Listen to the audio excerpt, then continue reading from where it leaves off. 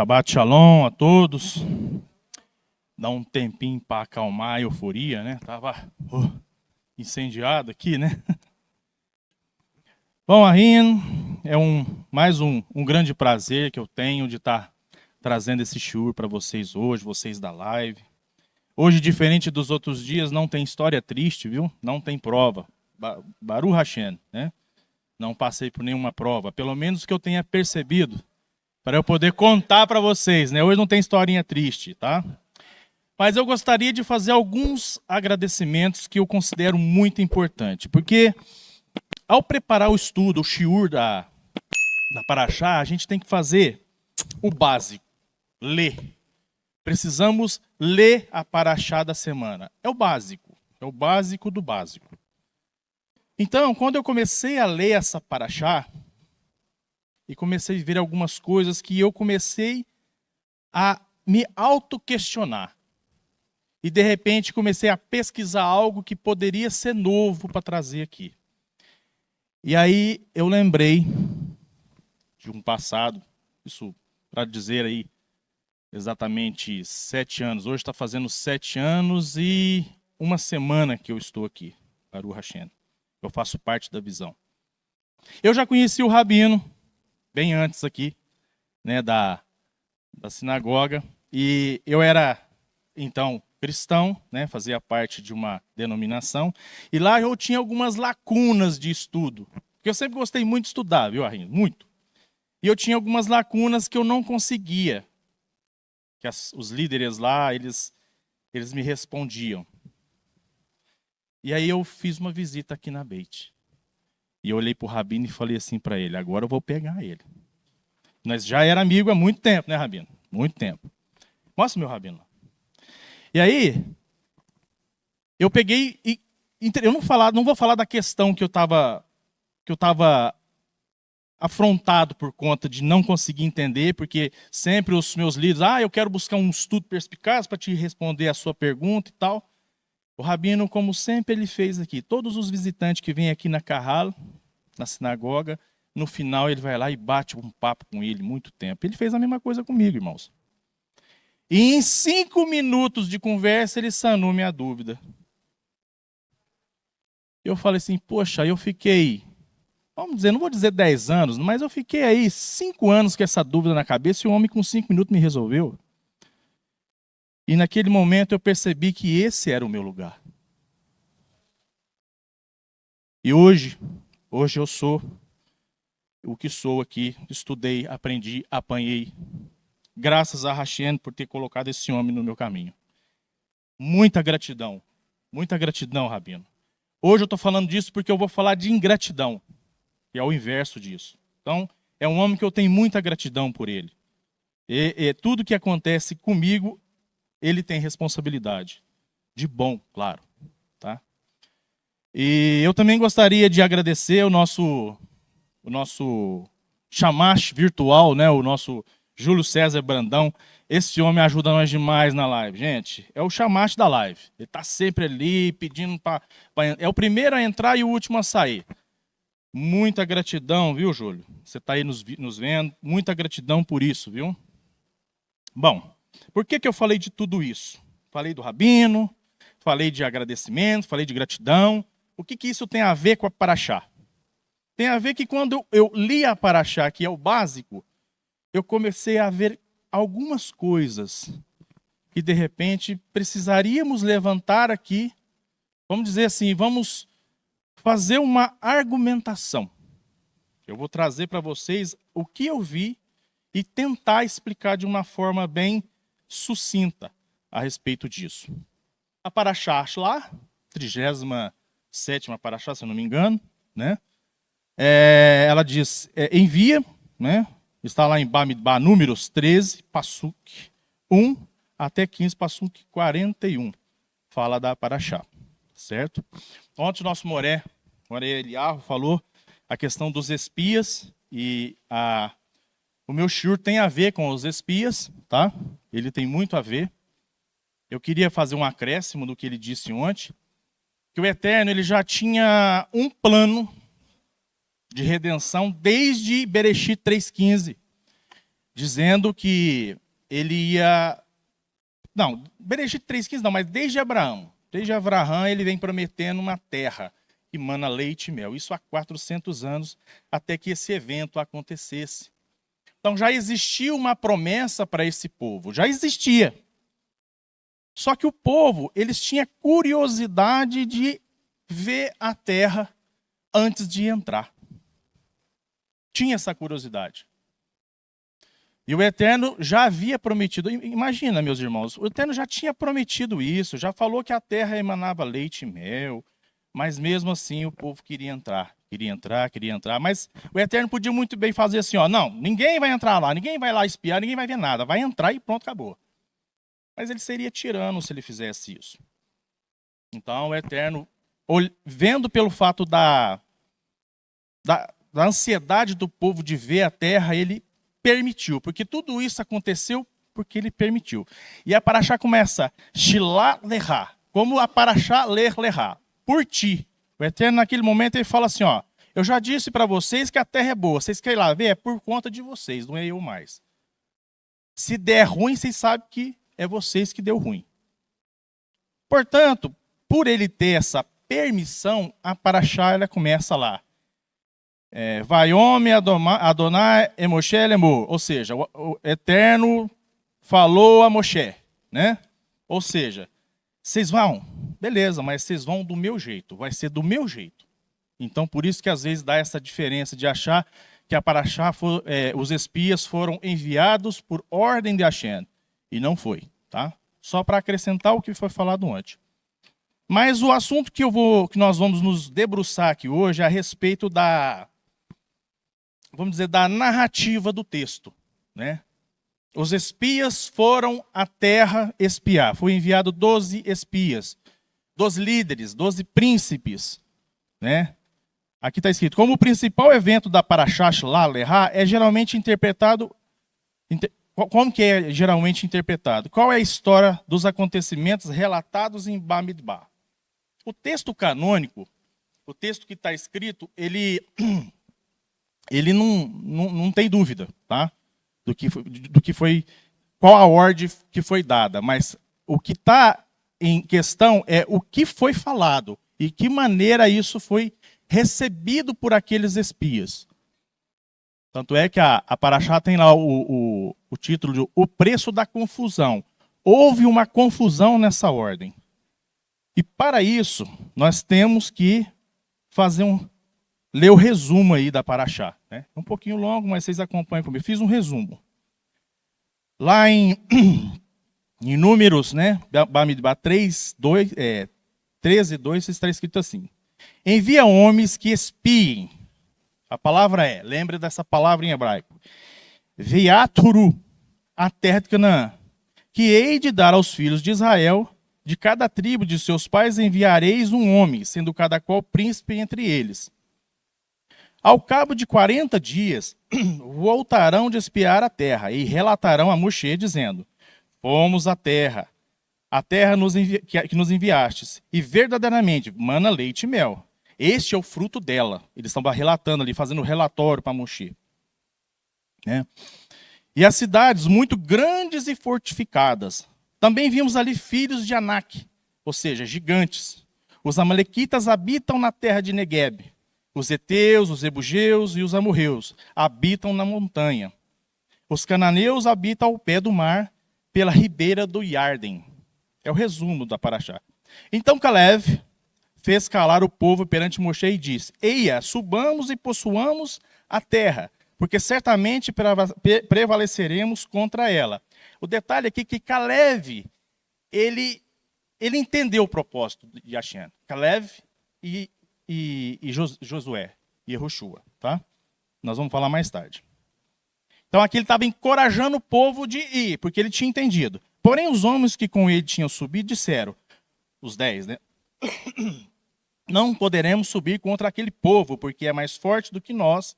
E diante dos filhos de Israel, eles infamaram, desqualificaram a terra que havia espiado, dizendo, olha a gravidade. A terra pelo meio da qual passamos a espiar é terra que devora os seus moradores. E todo o povo que vimos nela são homens de grande estatura. Também vimos ali gigantes, os filhos de Anak, são descendentes de gigantes. E éramos aos nossos olhos, nossos próprios olhos, como gafanhotos, e assim também éramos os seus olhos. Levantou-se, pois, toda a congregação e gritou em voz alta, e o povo naquela noite chorou sem motivo. Todos os filhos de Israel murmuraram contra Moshe e contra Aharon. E toda a congregação lhes disse: olha a gravidade, irmão. Tomara tivesse morrido na terra do Egito ou mesmo neste deserto.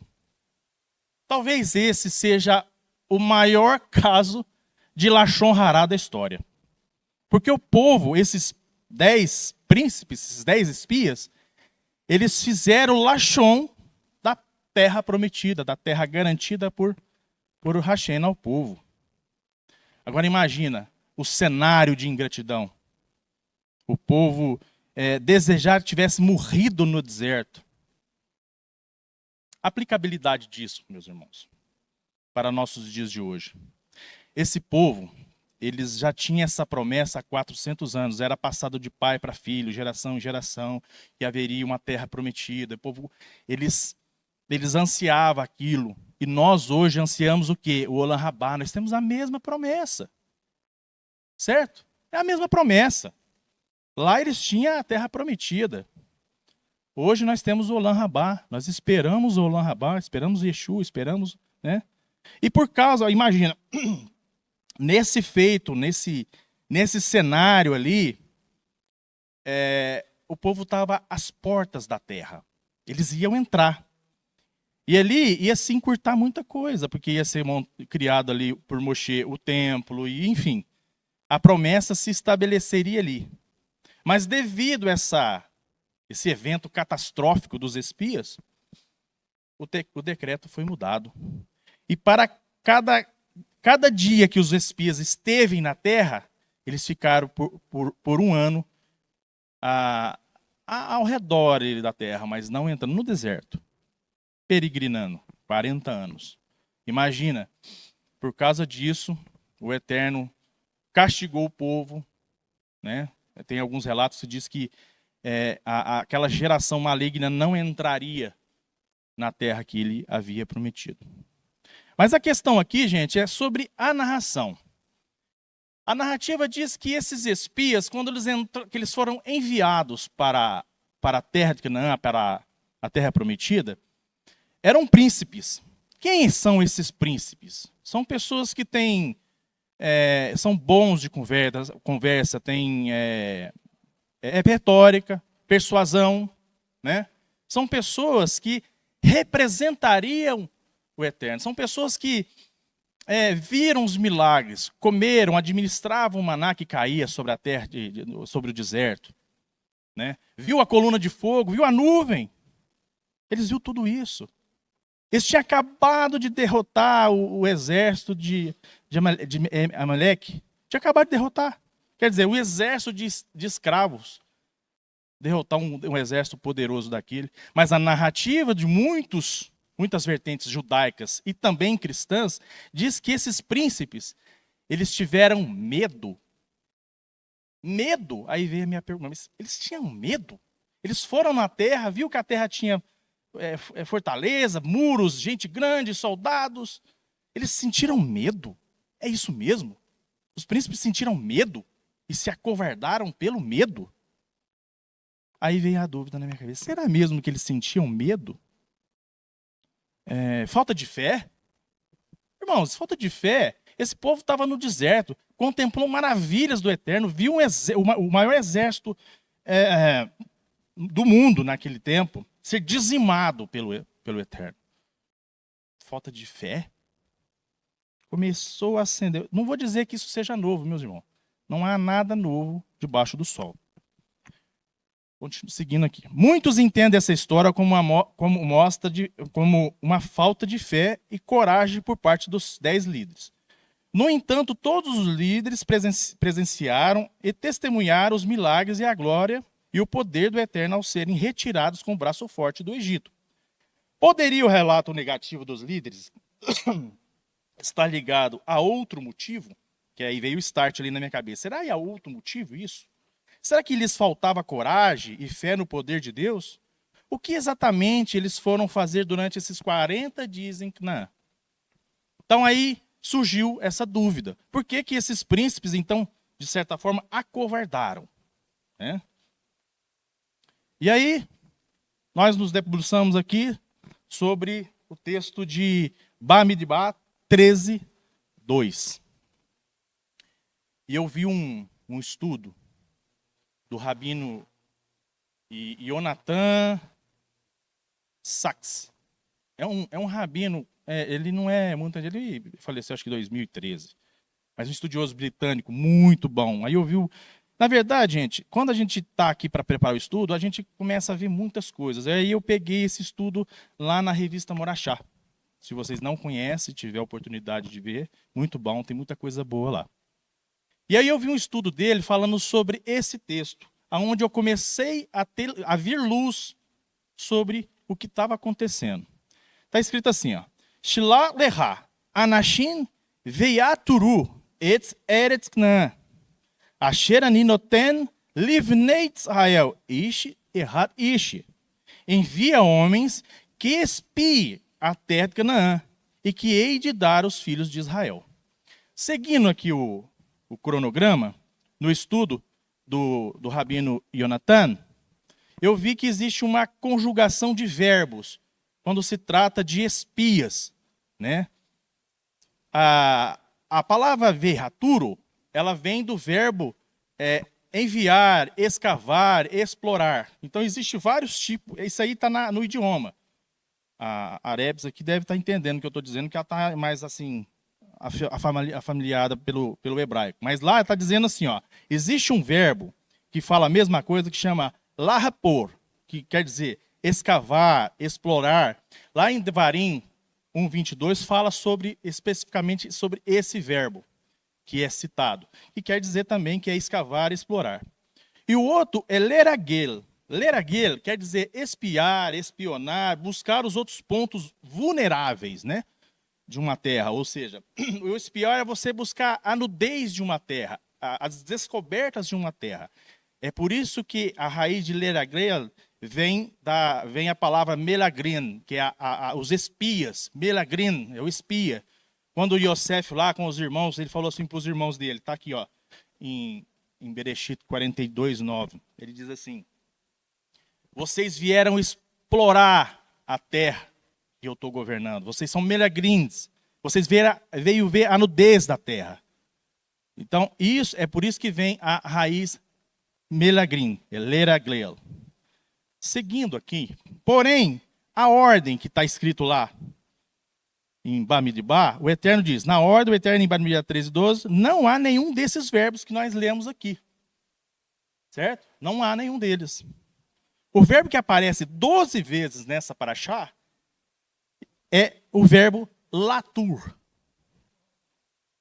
que é aquele veaturo. Ele vem do verbo latur. Esse aqui, ele quer dizer descobrir, procurar o bem, buscar o belo e o majestoso. No hebraico moderno, isso foi traduzido como turismo. O Eterno mandou os espias para a terra de Canaã fazer turismo e não espiar, e não ver a nudez da terra. Veaturo, certo? E aí vem justamente a minha dúvida.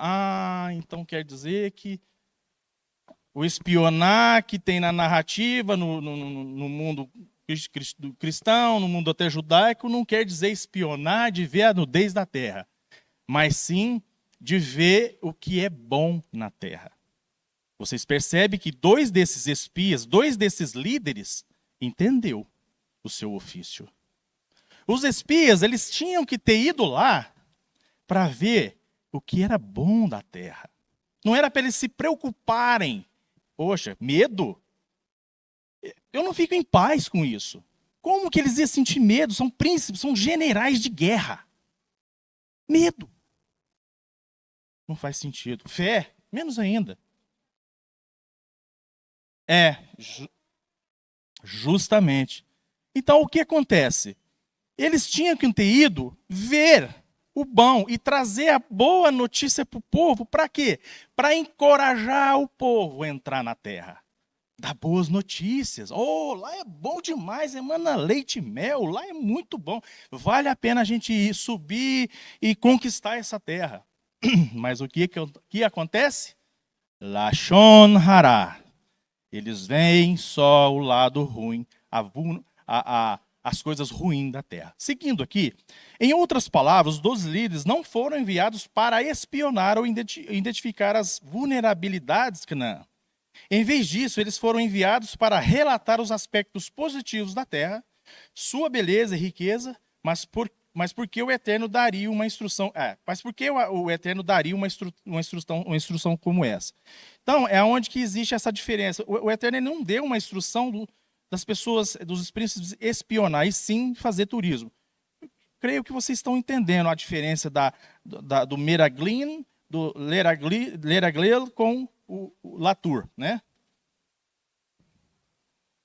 Aí, os rabinos, então, estudaram. Mas por que o Eterno permitiu que esse povo fosse espiar? Porque ele já falou, ele já na cabeça dele, ele já achou que aquilo ali ia dar ruim, deu ruim mesmo. Deu ruim. Mas por que ele permitiu? Por que existe esse meio termo? Por quê? Por quê? Por quê? O Daísmo é cheio disso. Por quê? Por quê? Existe um tratado, o tratado chamado Kiddushin. Ele faz parte do tratado da Sidrat de Ketubá. Trata das leis de relacionamento, das leis de casamento. É um tratado lindo. Até falei com a Morá Janete que ela precisava estudar. É muito bonito. Tá? E lá diz assim: é proibido que um homem se case com uma mulher sem vê-la primeiro. Então, partindo desse princípio, o que os rabinos entenderam? Não tem como o povo de Israel se apaixonar por uma terra sem primeiro conhecê-la. É aí que existe o meio termo da permissão do Eterno. Então o Eterno permitiu que eles vissem a terra, que é onde que deu ruim. Nas cerimônias judaicas de casamento, existe, aqui nós já tivemos, né? O noivo vai lá e descobre a noiva, o véu, para ver se é aquela que ele havia apaixonado. Né? Por quê? Porque ele tem que saber. Porque a pessoa não se casa sem conhecer. Isso é um erro, gente. É um erro. Não vamos incidir nos erros de Jacó. O cara estava escuro lá, né? Não vi direito, tomei 3, 4 taças de vinho e tal, e acabou trabalhando 14 anos, né? Então é complicado, né? Então, em cima disso, os rabinos tentam compreender o porquê que foi dada essa permissão para que os espias fossem até a terra prometida. Os líderes foram enviados para fazer com que o povo para se encantasse com a terra que nunca tinha visto. Eles deviam destacar os aspectos positivos da terra, alimentando a esperança e a gratidão ao Eterno por cumprir sua promessa. Aos patriarcas, né, a promessa aos patriarcas. No entanto, apenas 2 líderes compreenderam corretamente o ofício que foi dado. Os outros 10 agiram como espiões, procurando as fraquezas e as vulnerabilidades da terra, Canaã, mas não encontraram. O erro dos espiões não foi a falta de fé ou coragem, mas sim não ter entendido qual era o verdadeiro ofício dado a eles. Certo? Então, aí é que está o título do estudo. A confusão. Por não compreenderem sua missão, os 10 líderes foram nos aspectos errados de Canaã, desencorajaram e assustaram o povo de Israel, destruíram, olha o que eles fizeram, destruíram a esperança de uma geração inteira e foram responsáveis por uma das maiores falhas na história de Israel, que é o que eu disse lá, seria o maior evento de Lashon Hara da história. Aí depois dos 40 anos, né, que eles passaram lá, Moshe diz para eles, para os mesmos príncipes: mas nem por isso crestes no Senhor, vosso Deus, que foi adiante de vós por todo o caminho para vos procurar o lugar onde deveis acampar. De noite no fogo, para vos mostrar o caminho por onde haveis de andar. E de dia, na nuvem, tendo, pois, ouvido a Hashem, as vossas palavras. Indignou-se e jurou, dizendo: certamente nenhum dos homens desta maligna geração verá a boa terra que jurei dar a vossos pais. Salve Caleb, filho de Jefuné, ele verá. E a terra que pisou darei a ele e seus filhos, porquanto perseverou em seguir Hashem, seu Deus. Aqui, eu já tinha falado sobre isso. A ira do Eterno em relação ao que eles fizeram, né? Ou seja, o Eterno ficou irado por eles ter feito o que fizeram. Aqui o Moisés só enfatizou, né? Da mesma maneira, muitos irmãos e irmãs em nossos dias também não compreenderam qual é o seu ofício no reino. Isso é muito importante vocês entenderem, que agora é a aplicabilidade disso nos nossos dias atuais. Não entender a verdadeira narrativa da qual fazem parte e nem possuem uma visão ampla da fé. Muitos judeus, cristãos, discípulos de Yeshua cometem o mesmo erro dos 10 líderes, desconhecendo a missão dada por Deus a Israel e toda a promessa de redenção do mundo através do maior representante de Israel, Yeshua. Hoje, eu vou tentar resumir porque eu já estou cozinhando no horário ali. Hoje nós vivemos algo bem parecido. Hoje, a teologia sistemática, teologia moderna, ao cristianismo, o que eles fazem?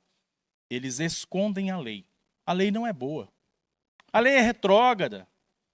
A lei não tem mais efeito. Cai lá em Atos 2, né? Agora o judeu é espiritual, o Israel é espiritual. Eu sou Israel espiritual.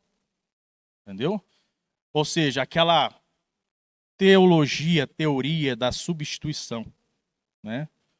Ou seja, eles tentam invalidar algo que é bom. A mesma função desses 10 espias.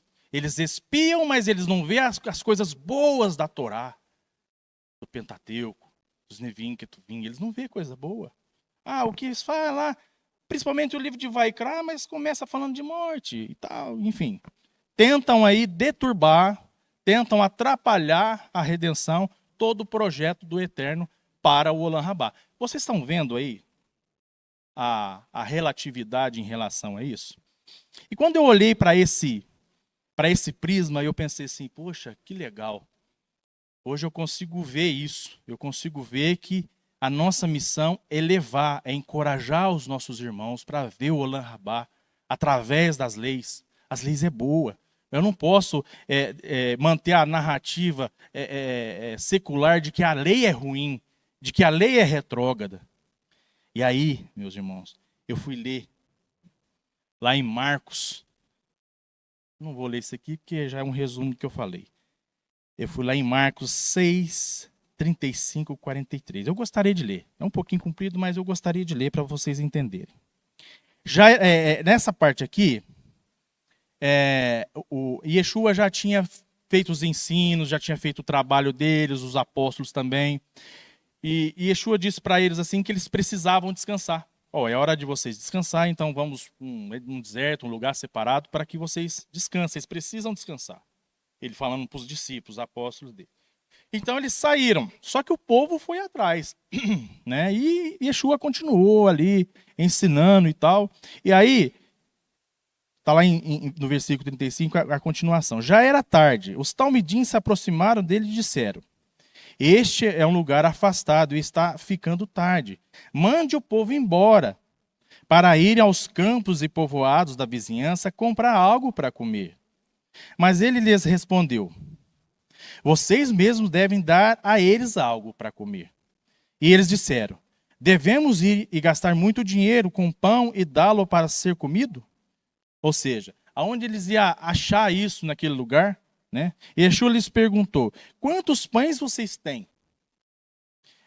Vão e verifique. Quando descobrir, disseram: 5 pães e 2 peixes. E ordenou a todos que se sentassem em grupos sobre grama verde, e eles sentaram em grupos de separar o grupo de 50 e de 100, certo? E Yeshua pegou os 5 pães e os 2 peixes, olhando em direção ao céu, deu a brahá, né? E também dividiu os 2 peixes. Eram todos comeram, tanto quanto quiseram, e os talmidins recolheram 12 cestos cheios com pedaços de pães. Ou seja, até mesmo na teologia, na teoria sistemática, tentaram fazer com que Yeshua fosse um desses espias. Hoje você vê Yeshua, o Yeshua pintado aí, justamente esse Yeshua que invalida a lei. Mas aqui nesse texto eu vi que Yeshua, o que ele trouxe? Ele quer dizer que ele trouxe o alimento. Aqui, pessoal, tudo é simbólico. Não é o sol literal. Yeshua quis mostrar aqui, há uma certa parte na Bíblia que fala que nem de pão viverá o homem, mas sim de toda a palavra que sai da boca de Deus. Então, a Torá, meus irmãos, é pão para o homem. É alimento para o homem. O Rabino já ensinou aqui sobre a samaritana, acho que é isso mesmo, que fala sobre jogar o pão, que ele é o pão para os impuros, né? Os gentios. Então, Yeshua era o pão. Então, Yeshua, ele trouxe esse alimento, mesmo em cima dessa teoria, dessa coisa de substituição. Estou falando isso para os nossos dias atuais. Então, quando você olha para isso, você vê o quê? Você entende assim, o que é? Tudo é simbólico. O que significa os 5 pães? Pentateuco. Os 5 livros da Torá. Ali estavam os 5 livros da Torá. Ele mostrando. Quer dizer, mostrando para o povo ali que a lei era válida. Que a lei é boa. Ele mostrou para o povo. Isso é atual. E os 2 peixes? O que representa? Os 2 peixes representam os escritos e os profetas. Não, os escritos e os profetas. Ou seja, o Taná, a lei é boa. A lei é boa. Yeshua mostrou ali que a lei é boa. Mas aí, sobraram-se 12 cestos. Mas aí eu pergunto para vocês, diante do que vocês estão vendo, o que representa esses 12 cestos? É específico demais, né? Mas as 12 tribos de Israel. É o que sobrou que vai fazer, que vai alimentar. Porque lá em Gênesis, lá em Bereshit 3,15, o Eterno ele entra com a redenção do que aconteceu ali. Vocês conhecem a história. E ali ele fala que essa geração de Yeshua ela vai ser atacada. Nós vamos ser atacados. E quem vai nos alimentar? Israel. Meus irmãos, me desculpa você que tem na cabeça a teoria da substituição, mas não existe redenção sem Israel. Não existe escatologia sem Israel. Esquece. Israel está inserido em tudo. Ah, mas eles não aceitam isso. Gente, é um porém. Mas não existe redenção sem Israel. Esquece. Certo? Seguindo aqui. Mas o alimento de Yeshua, seus ensinos contextualizados e sua identidade atualmente desprezado por muitos, tanto em meios cristãos quanto em meios judaicos, não serão descartados.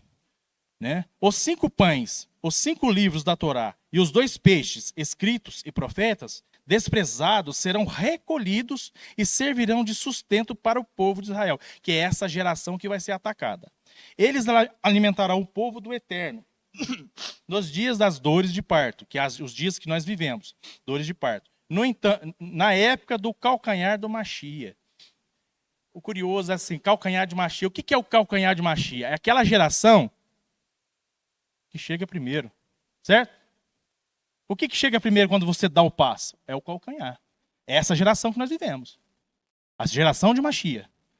Deus saciará e suprirá seu povo com aquilo que tem sido desprezado por séculos, renovando o ofício de todo filho de Deus. Nós precisamos ser um agente da restauração e não um espia de todas as coisas, começando pelo Tikkun Olam. Irmãos, eu agradeço profundamente a oportunidade de ter dado esse shiur e Bezat Hashem, logo mais até à tarde nós vamos ter o nosso Avodah Minha. Baruch Hashem, muito obrigado.